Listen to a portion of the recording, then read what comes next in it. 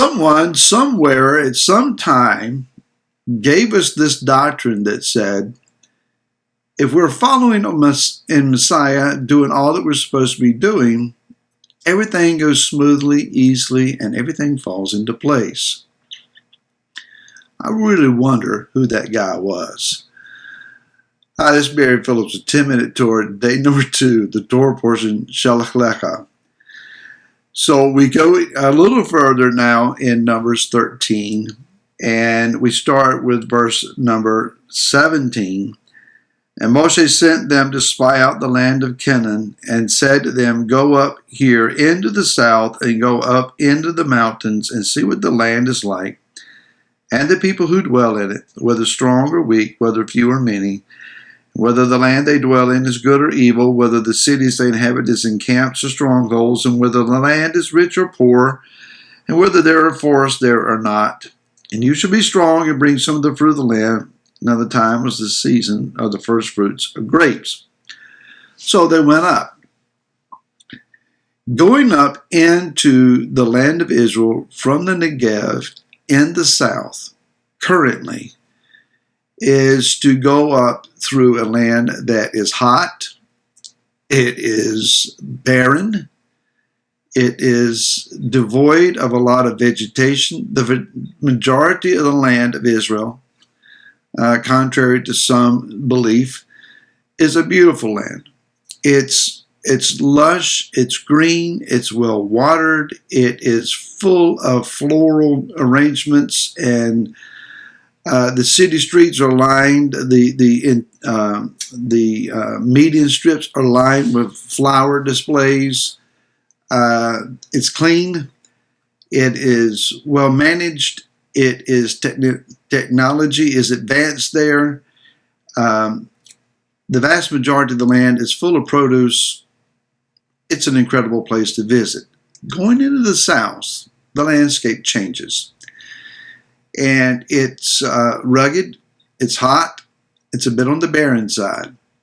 You get down to the tip, Eilat, and it's a modern city down there, but it's still hot there on the Red Sea. So going into that land now would not be very inviting. In the time that Moshe sent these men in, it is thought that the land was different, that it was lush and green and filled with vegetation. That may be so. I'll leave that to the experts on that part of history. We're not living then, we're living now.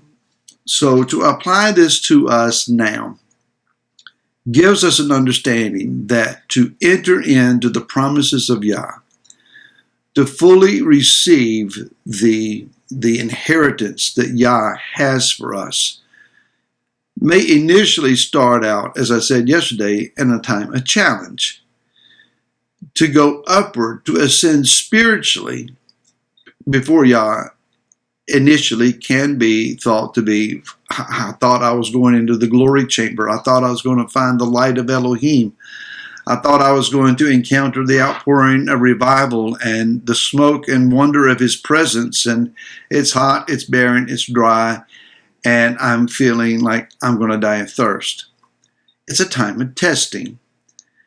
No one enjoys the time of testing, but we persevere because we know that once the test is passed, that we come to a better place, to a higher place. Of course, on the other side of that better, higher place is more than likely another test. And we are going to continually be tested and refined and refurbished and restored, renewed until the appearance of Yeshua, our Messiah. And I dare say even in the kingdom, we will have a lot to learn and a lot to overcome and to go through.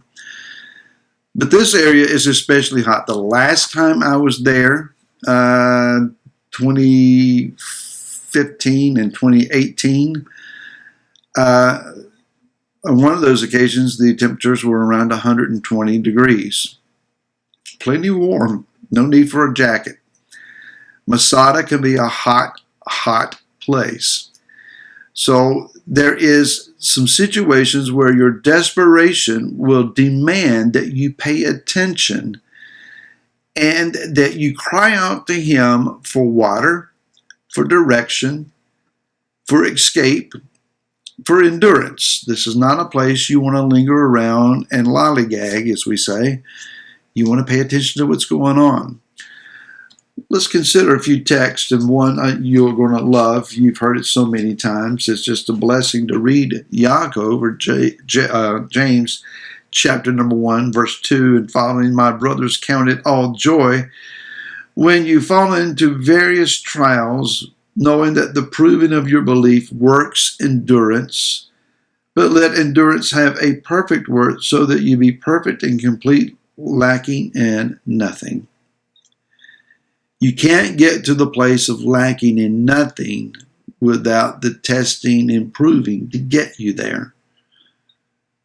So following Messiah, walking with Messiah, very likely will bring you to a place where you are going to be tested.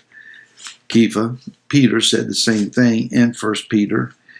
He said, through belief for a deliverance ready to be revealed in the last time, in which you exult, even though for a little while, if need be, you have been grieved by manifold trials, in order that the proving of your belief, much more precious than gold that perishes and proven by fire, might be found to result in praise and respect and esteem at the revelation of Yeshua Messiah.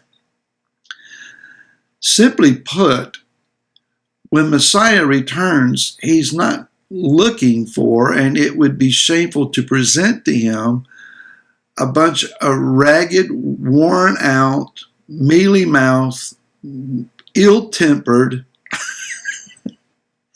doubting folks who were supposed to be his warriors, his people, and those who would be the administrators of his kingdom.